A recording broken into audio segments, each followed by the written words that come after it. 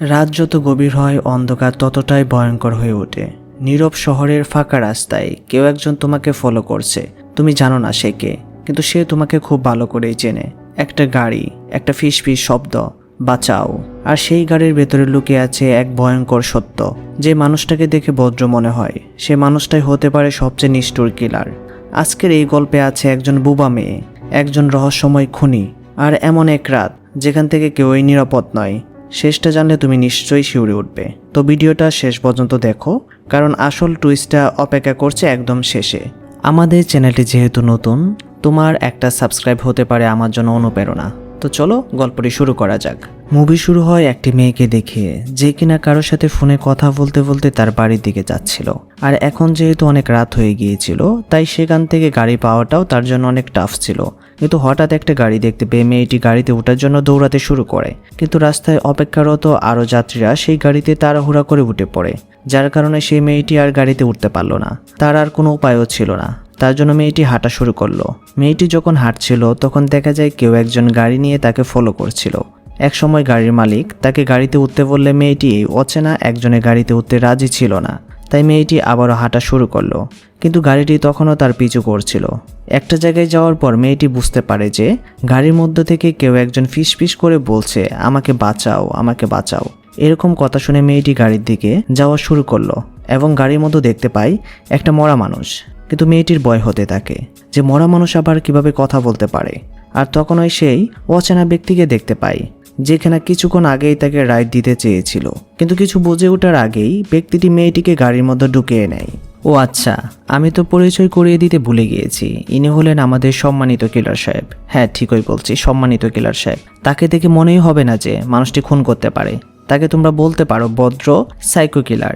এরপর দেখা যায় ঘটনাস্থলে পুলিশ চলে আসে। তখন কিলার পুলিশদেরকে বলে, স্যার, আমি আপনাদেরকে ফোন করেছিলাম। দেখছো কি কাণ্ড, নিজেই খুন করে নিজেই পুলিশদেরকে ফোন করেছে। কিলার বলে, ওই যে ওইখানে একটা মেয়ের লাশ আছে। আর বলে, স্যার, আমি ওই লাশটা দেখতে পারছি না, আমি আবার রক্ত দেখতে পারি না, তো তার জন্য বললাম। আর বলে, স্যার, একটা সিগারেট হবে?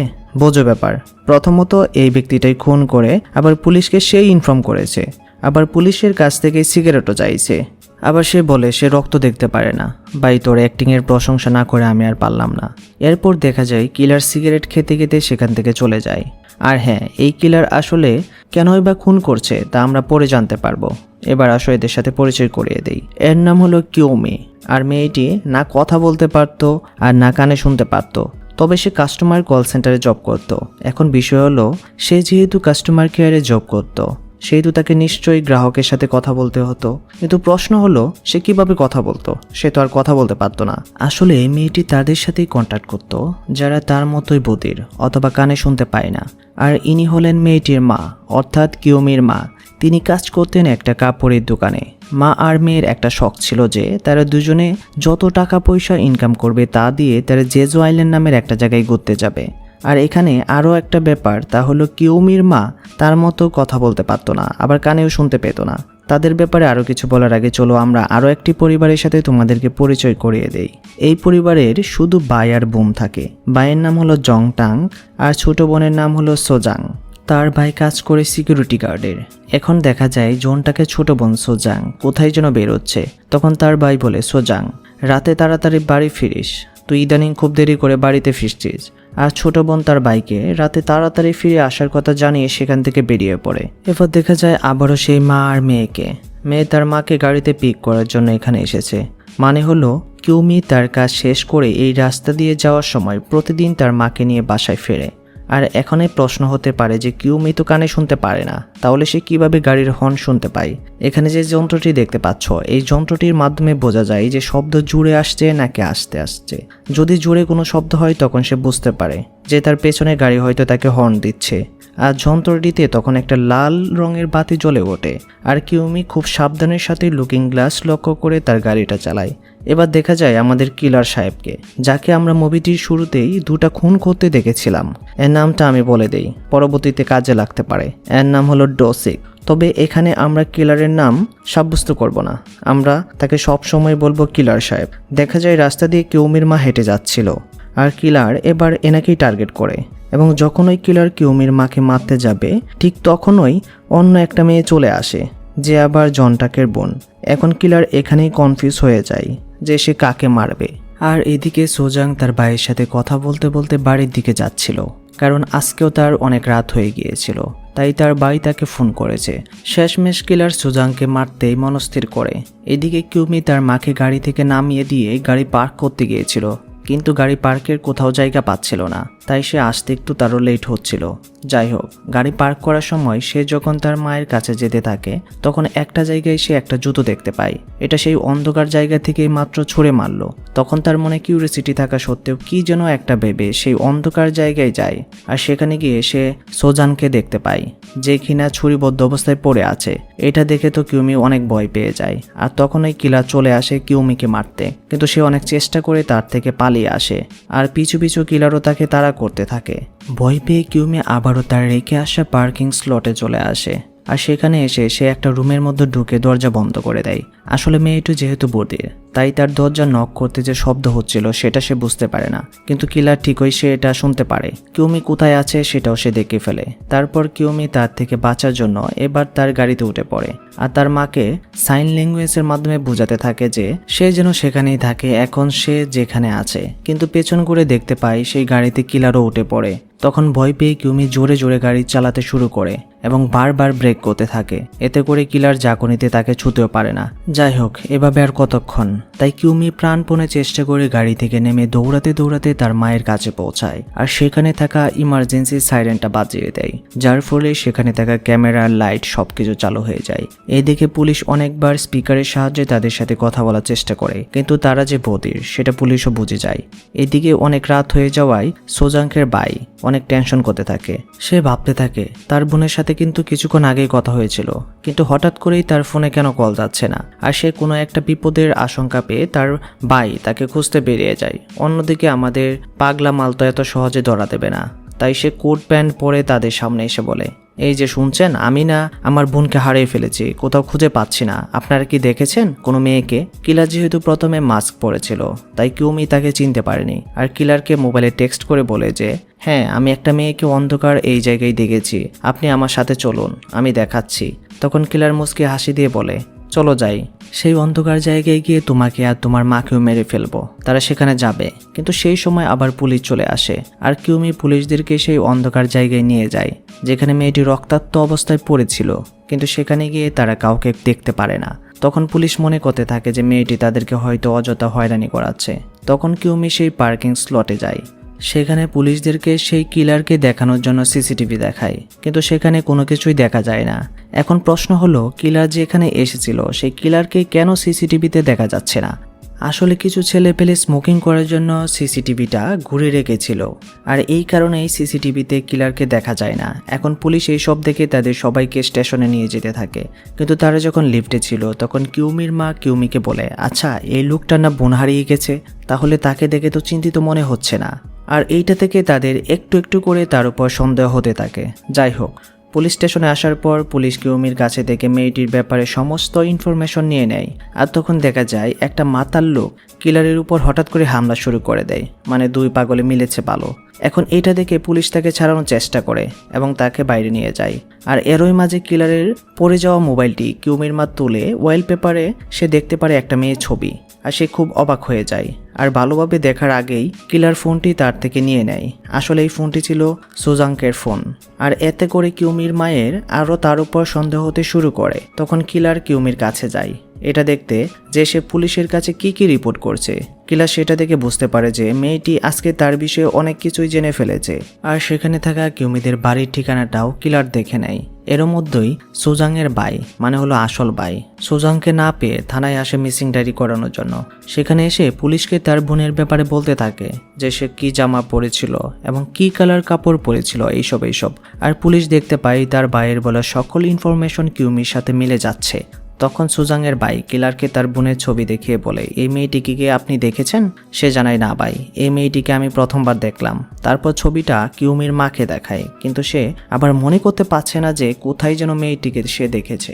আর যখন ছবিটি কিউমিকে দেখায়, সে বলে, এই মেয়েটিকে আমি অন্ধকার ওই জায়গায় দেখেছিলাম। তখন কিউমির মায়ের মনে হয়ে যায় যে মেয়েটিকে সে কিছুক্ষণ আগেই এই লোকটির কাছে থাকা ফোনটি দিয়ে দেখতে পেয়েছিল, আর সেটা সে বলতে যাবে, ঠিক তখনই কিলার তাকে বলতে নিষেধ করে দেয় আর তার কাছে থাকা ব্যাগটি দিয়ে বলে, একবার খুলে দেখো ব্যাগটির মধ্যে কি আছে। কিউমির মা খুলতেই দেখতে পায় মানুষকে মারার জন্য অনেক অস্ত্র সেখানে রয়েছে, আর কিলার তাকে অনেক ভয়ভীতি দেখায়। তাই কিউমির মা এই বিষয় এখানেই চেপে রাখে আর কাউকে কিছু বলে না। কিন্তু দেখা যায় সেখানে আবারও সেই মাতালের আগমন, আর আবারও কিলারের সাথে সে ঝামেলা বাঁধিয়ে দেয়। কথাই বলে না, পাগলে পাগল চিনে, তো এ আবার পাগল চিনতে পেরেছে। যাই হোক, পুলিশ যখন লোকটিকে ছাড়ানোর জন্য ব্যস্ত হয়ে পড়ে এবং তাকে বাইরে নিয়ে যায়, তখন কিলার হাত থেকে ছুরি নিয়ে জন টাকের উপর হামলা করতে বসবে। ঠিক তখনই জন টাক তার হাত ধরে ফেলে আর কিলার বলে, জানিস ভাই, তোর বোনকে আমি মেরেছি, আর তোর বোন আমার হাত পা ধরে বলছিল আমাকে ছেড়ে দাও, আমাকে ছেড়ে দাও, কিন্তু আমি তার কোনো কাকুতি মিনতি শুনিনি। এই কথাগুলো শোনায় জন টাকের মাথা গরম হয়ে যায়, আর এখানে তাদের মধ্যে চলে প্রচণ্ড মারপিট। আর এটা দেখে কিউমি আর তার মা বাইরে চলে আসে পুলিশদেরকে ডেকে আনার জন্য। পুলিশ ভিতরে এসে দেখে ঘটনা ভিন্ন, মানে কিলার শুয়ে আছে নিচে আর জন টাক তার গলার একটা ছুরি ধরে বসে আছে। পরিস্থিতি অন্যরকম দেখে পুলিশ তাকে একটা ইলেকট্রিক শক দিয়ে অজ্ঞান করে দেয়। এখানে বলে রাখি, অনেক দেশে দূর থেকে ইলেকট্রিক শক দেওয়ার বন্দুক পাওয়া যায়, যেখানে পুলিশ এইসব দিয়ে অপরাধীকে ধরতে পারে। আর এরা দুজন যেহেতু কথা বলতে পারে না, তাই তারা পুলিশকে ভালোভাবে বোঝাতেও পারে না যে এই লোকটি আসল কিলার। আর এই ফাঁকে কিলার সেখান থেকে চলে যায়, আর জন টাকের জ্ঞান ফিরলে জন টাক পুলিশকে সবকিছু খুলে বলে, এবং এবার তারা পুলিশকে কিলারের বিষয়টা বোঝাতে পারে। আর পুলিশও বুঝতে পারে যে তারা যাকে এতক্ষণ ভালো বলছিল সে আসলে একজন কিলার। আর পুলিশ ঠিক সময়ে বিষয়টা বুঝতে না পারার কারণে তাদের কাছে নত হয়ে ক্ষমা চায়। এরপর পুলিশ কিউমি আর তার মাকে বাসায় নামিয়ে দিয়ে আসে। বাসায় এসে দেখা যায় তারা আজকের এই ঘটনার জন্য খুব ভয় পেয়ে আছে। আর তারা ঠিক তখনই একটা দরজায় শব্দ শুনতে পায়। এটা দেখে তারা দুজন খুব ভয় পেয়ে যায়। আর একটা কথা বলে রাখি, যেহেতু এরা দুজন কানে শুনতে পেত না, তাই গাড়ির মতো তাদের বাসাতে বিশেষ ধরনের একটা সেন্সর লাগানো থাকতো। সেটা দেখে তারা বুঝতে পারতো যে তাদের বাড়ির বাইরে কেউ আছে কি নাই। যাই হোক, কিউমির মা ভয় কাটিয়ে দরজা খুলতেই দেখতে পায় তার সামনে তার কলিগ, যে কিনা কিউমির মায়ের সাথে কাপড়ের দোকানে কাজ করত। বাইরে কলিগকে দেখতে পেয়ে তখন তার মা আর তার মেয়ে একটু স্বস্তির নিঃশ্বাস নিতে পারে। আর কি যেন একটা জরুরি কাজের জন্য কিউমির মাকে দোকানের উদ্দেশ্যে যেতে হবে। আর কিউমির মা সেই কলিগের সাথেই তাদের দোকানের উদ্দেশ্যে চলে যায়। আর বাড়িতে তখন থাকে কিউমি একা। দেখা যায় কিউমি কারোর সাথে চ্যাট করছিল। হঠাৎ দেখা যায় তাদের বাসায় বিদ্যুৎ চলে যায়, আর পুরো বাড়ি তখন ভীষণ অন্ধকার। তখন সে বাসার বাইরে যে মেইন সুইচটা আছে সেটাতে সে গিয়েছিল, সেটাতে গিয়ে সে দেখতে পায় সুইচটা বন্ধ করা। তখন সে মেইন সুইচটি আবারও চালু করে দেয়, মানে হলো কেউ একজন এখানে আছে যে কিনা এইসব করছে। আর বিদ্যুৎ আসার পর আমরা দেখতে পাই সেখানে রয়েছে সেই ভয়ঙ্কর সাইকো কিলারটা, যে কিনা তার পেছন থেকে সবকিছু দেখছিল। কিন্তু কিউমি তখনও বুঝতে পারেনি যে কিলার এখনও তাদের বাসায় উপস্থিত আছে। এবার কিলার নিজের কুড়াল ওঠায় এবং কিউমিকে মারার জন্য সে প্রস্তুত হচ্ছিল, কিন্তু তাকে সে মারতে যাবে। ঠিক সেই মুহূর্তেই কিউমি বুঝে যায়, আর সে সেখান থেকে সরে পড়ে। পুরো বাড়িতে তো সে একা, আবার সেই সাইকো কিলার তার সামনে। এখন সে যে চিৎকার করে কাউকে কিছু বলতেও পারবে সেটাও তো সে পারছে না। বিষয়টা আসলে আতঙ্কজনক। যাই হোক, সেই কিলারের হাত থেকে বেরিয়ে সে একটা রুমের মধ্যে চলে আসে, আর জন টাকের দেওয়ার কার্ড থেকে সে জন টাকে মেসেজ করে দেয়। সে বলে সেই সাইকো কিলারটা এখন তার বাসাতেই আছে, এবং কিউমি বলে সে যেন তাকে হেল্প করে। আর এই মেসেজটা পেয়ে জন টাক কিউমির বাড়ির উদ্দেশ্যে রওনা হয়ে যায়। এদিকে কিলার বসে না থেকে কুড়াল দিয়ে দরজাটায় ভেঙে ফেলতে শুরু করে দিয়েছিল। কিউমি আর কোনো উপায় না পেয়ে নিজেই জানালা দিয়ে লাফ দিতে চায়। সে লাফ দিয়ে নিচেই পড়ে যাবে। ঠিক তখনই কিলার তার চুলের মুঠি ধরে ফেলে। যাই হোক, খুব কষ্ট করে কিলারের থেকে নিজেকে সরিয়ে নিয়ে কোনো মতো প্রাণপণে আবারও দৌড়াতে শুরু করে। আর কিলার কি এত সহজে হার মেনে নেবে? সেও তার পিছু পিছু এমনভাবে দৌড়াতে থাকে, আমার তো মনে হয়েছিল এই কিলার কোনো একটা সময় অলিম্পিক চ্যাম্পিয়ন ছিল। এদিকে জন টাক কিউমিকে দৌড়াতে দেখে তার পিছু পিছু সে কিলারকেও সে দেখতে পাচ্ছিল। তখন তাদেরকে সে দেখতে পেয়ে সে তাদের উদ্দেশ্যে দৌড়াতে শুরু করে, কিন্তু কিউমি দৌড়াতে দৌড়াতে এমন একটা জায়গায় এসে পড়ে, সেই জায়গা থেকে সামনে যাওয়ার কোনো রাস্তা খুঁজে পাচ্ছিল না। আর এদিকে সেখানে উপস্থিত হয়ে যায় সেই কিলার। যখনই কিউমিকে সে মারতে যাবে ঠিক তখনই আবার উপস্থিত হয় আমাদের জন টাক ভাই। সে এখানে এসে কিলারকে মারবে বলে যখনই তার দিকে এগিয়ে যাচ্ছিল, ঠিক তখনই কিলার তার শেষ চালটা চালে, কারণ সে ইতিমধ্যেই জেনে গিয়েছে যে জনটাকের সাথে সে শক্তির লড়াই পারবে না। আর যেহেতু সে সিকিউরিটি গার্ডে চাকরি করে, তাই তাকে শক্তি দিয়ে হারানো যাবে না। এখন কিলার সোজাংয়ের ভাইকে ইমোশনাল করে ফেলে।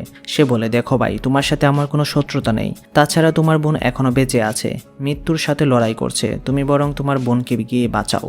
আমি তোমার বোনের ঠিকানা দিচ্ছি যেখানে তোমার বোন রয়েছে। এবং জনটাক তখন কনফিউজ হয়ে যায়, সে কি করবে, বোনের কাছে যাবে নাকি এই মেয়েটিকে বাঁচাবে। কিন্তু এই সাইকো কিলার জনকে এমনভাবে ইমোশনাল ক্রাইসিসে ফেলে যে সে কি করবে, এখন কি করবে, সে তার বোনকে বাঁচাবে নাকি সে মেয়েটিকে বাঁচাবে, তখন সে কিছুটাই বুঝতে পারে না।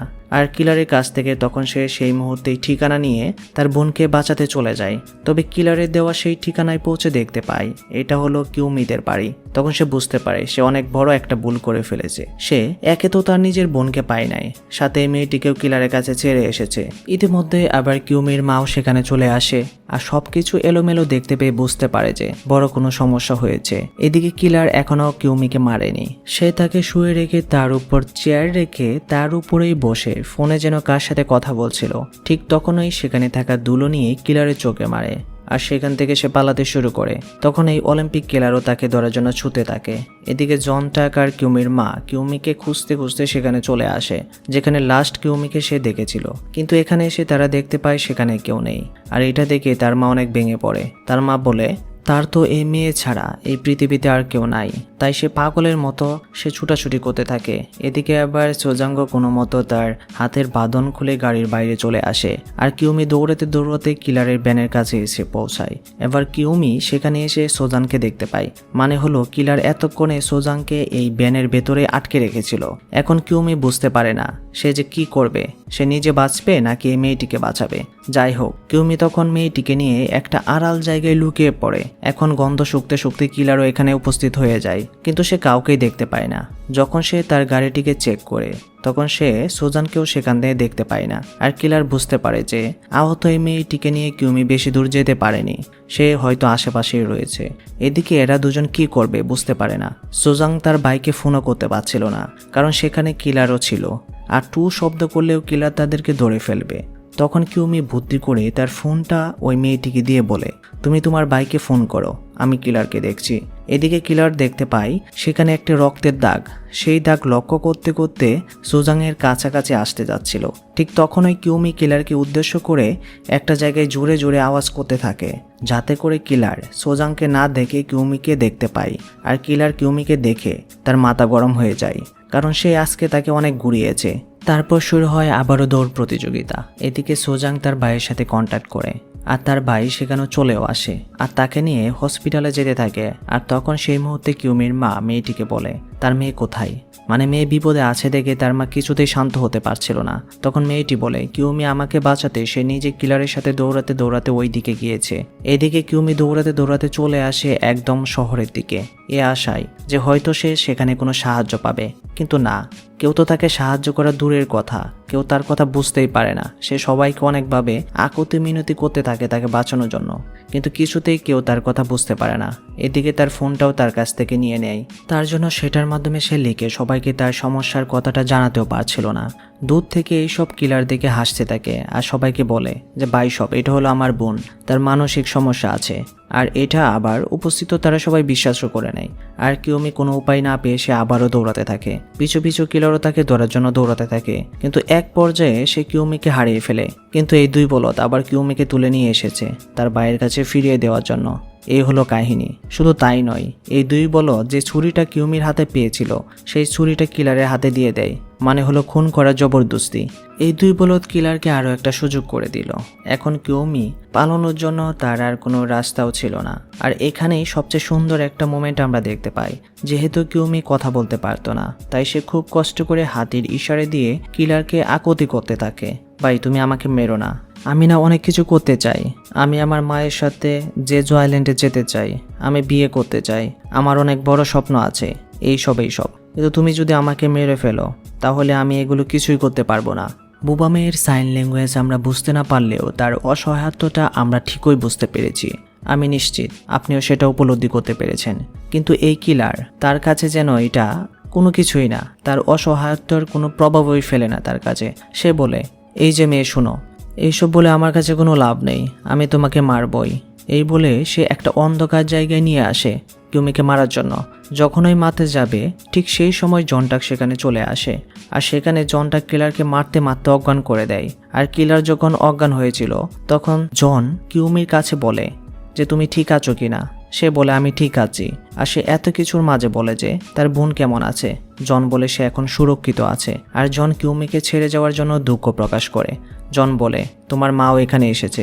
এখন দেখা যায় কিলারের জ্ঞান ফিরেছে, আর সে সবকিছু শুনতেও পারছিল। আর পেছন থেকে সে একটা ভারী জিনিস নিয়ে জনের মাথায় মেরে জনকেও অজ্ঞান করে দেয়। এখন কিলারের হাতে কিউমিকে মারার সুযোগ থাকলেও সে কিউমিকে মারে না, কারণ কিলার এখন চায় কিউমির মা যেহেতু এখানে এসেছে তাই সে আগে তার মাকে মারবে। পাগলা মাল, বুঝতে পারছো কখন কি করবে সে নিজেও জানে না। এদিকে কিলার খুঁজতে খুঁজতে কিউমির মাকে দেখতে পায়, আর তার মা বলে বাবা প্লিজ আমার মেয়েকে মেরো না, আমার মেয়ে কোথায় আছে আমাকে বলো। এ বলে তার মা তার কাছে কান্নায় ভেঙে পড়ে। তখন কিলার বলে ও আচ্ছা তুমি তোমার মায়ের কাছে যেতে চাও তাই না, তোমার মেয়ে এই যে ওইখানে বাঁধা অবস্থায় আছে, চলো তোমাকে নিয়ে যাই। কিন্তু কিউমির মা বুঝতে পারে যে কিলার তাকে মিথ্যা বলছে, কারণ সেখানে গেলেই কিলার তাকেও মেরে ফেলতে পারে। তবুও মায়ের মন বলে কথা, সে কিলারের সেই মিথ্যার কথা শুনেও সেই অন্ধকার জায়গার দিকে যেতে থাকে, আশায় যে যদি তার মেয়েকে সে খুঁজে পায়। কিন্তু তখনই কিউমি দৌড়ে এসে কিলারের পেটে চাকু চালিয়ে দেয়। আর হ্যাঁ, এখানেই রয়েছে একটা বড় টুইস্ট। দেখে যায় এখানে কিউমি কিলারের পেটে চাকু চালাতে গিয়ে সে নিজেই নিজের পেটে চাকু চালিয়ে দিয়েছে। কি ভাবছো তোমরা? ভাবছো সে ভুল করে চাকুটা উল্টা করে ধরেছিল তাই না? জি না, এখানে কিউমি ইচ্ছা করেই চাকুটা তার নিজে পেটে চালিয়েছিল, আর তার হাতে থাকা চাকুটা কিলারের হাতে ধরিয়ে দেয়, যাতে সবাই বুঝতে পারে যে এই ছেলেটি কিউমিকে মেরেছে। আর কিউমি বুদ্ধি করে তার পেটের মাঝ বরাবর ছুরি না চালিয়ে পেটের একটা সাইড দিয়ে চাকুটা চালিয়েছিল। আর সে জানতো যে এটা করার ফলে কিউমির কোনো সমস্যা হবে না। আসলে মানুষ যেটা চোখে দেখে সেটাই বিশ্বাস করে। যেহেতু কিউমি রক্তাক্ত অবস্থায় পড়ে আছে আর কিলারের হাতে চাকু, তাই সবাই বিশ্বাস করে ফেলেছে যে এই ছেলেটা কিউমিকে মেরেছে। কিন্তু কিলার সবাইকে বলতে থাকে আরে ভাই আমি তো মারিনি, আমি মারিনি। কিন্তু এবার আবার কেউই তার কথা বিশ্বাস করে না। আর সেখানে পুলিশও চলে আসে। পুলিশ তাকে সারেন্ডার করতে বলে সে রেগে যায় আর বলে যাই হোক আমি একে মেরে সর্বশান্ত হবে। কিলার তখনই কিউমিকে মারার জন্য এগিয়ে যেতে থাকে, আর তখনই পুলিশ ইলেকট্রিক শক দিয়ে তাকে মাটিতে ফেলে দেয়। এভাবে সে কয়েকবার উঠে কিউমিকে মারতে যায়, কিন্তু পুলিশ বারবার তাকে ইলেকট্রিক শক দিয়ে মাটিতে ফেলে দেয়। তখন কিউমি হাতের ইশারা দিয়ে তাকে বলে যে তোর জন্য এটাই ঠিক আছে। আর কিলার আবারও রাগে তাকে মারতে যায়, আর তখনই জনটাং তাকে দৌড়ে এসে আটকে দেয়, আর কিলার সেখানে মারা যায়। আর কিউমির অনেক রক্তকরণ হওয়ায় সে সেখানেই অজ্ঞান হয়ে যায়। অনেকদিন পর দেখা যায় কিউমি আর তার মা তাদের স্বপ্ন পূরণ করতে সক্ষম হয়েছিল। তারা যে জয়ল্যান্ডে ঘুরতে এসেছে, এখন দেখা যায় তাদের সাথে এই ভাই আর ওই বোনটাও এসেছিল। সেদিনের সেই ঘটনাগুলোর পর তারা একটা পরিবার হয়ে গিয়েছিল। বন্ধুরা, এখন প্রশ্ন হলো সবাই বুঝলাম, কিন্তু কিলার কেন একের পর এক মানুষকে মারতে চাচ্ছিল? আসলে বিষয়টা হলো কিছু মানুষ আছে যারা টোটালি মানসিকভাবে ভারসাম্যহীন। এরকম মানুষকে অনেক সময় দেখা যায়, যদিও বা খুবই কম। তবে কিলারের খুনের কারণ মূলত তার মানসিক বিকৃতি এবং হতাশা। তার শিকারদের প্রতি তার কোনো ব্যক্তিগত শত্রুতা নেই, বরং সে হত্যার মাধ্যমে তার ভেতরের অস্বাভাবিক আবেগ এবং রাগ প্রকাশ করে। তার মানসিকতার জটিলতা এবং অসুস্থতাই তাকে এক ভয়ঙ্কর খুনি হিসাবে গড়ে তুলেছিল। তবে অ্যাকচুয়ালভাবে কী কারণ, তাই এই মুভির ডিরেক্টর সাহেব খোলাসা করে কিছুই বলেনি। তো কেমন লাগলো আজকের এক্সপ্লেনেশন তা অবশ্যই কমেন্ট করে জানাও। আর ভালো লেগে থাকলে অবশ্যই আমাদের চ্যানেলটি সাবস্ক্রাইব করে দিবে। আর তুমি যদি সেই বুবা মেয়েটির জায়গায় থাকতে তখন নিজেকে কিভাবে সেভ করতে সেটাও কিন্তু চাইলে কমেন্ট করে জানাতে পারো। তো দেখা হচ্ছে নতুন কোনো ভিডিওতে। ততক্ষণ পর্যন্ত ভালো থাকবেন, সুস্থ থাকবেন। আল্লাহ হাফিজ।